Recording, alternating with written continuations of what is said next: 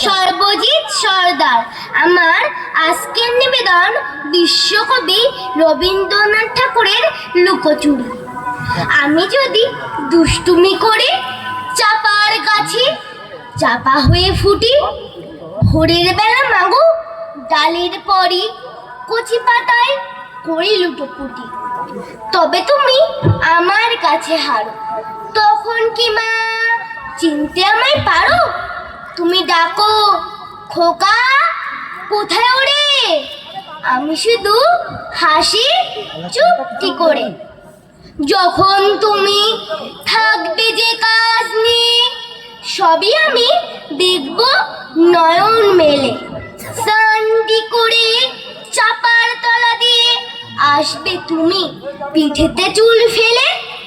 এখান দিয়ে পুজোর ঘরে যাবে, দূরে থেকে ফুলের গন্ধ পাবে।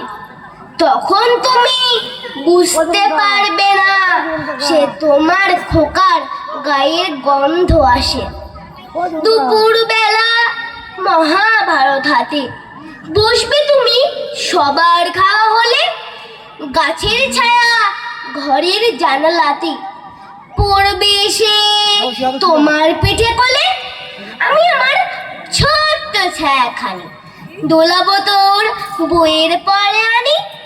তখন তুমি বুঝতে পারবে না সে তোমার চোখে খোকার ছায়া ভাসে।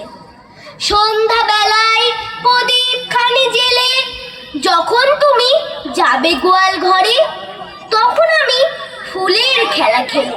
টুপ করে মা পড়বো ভিয়ে ঝরে।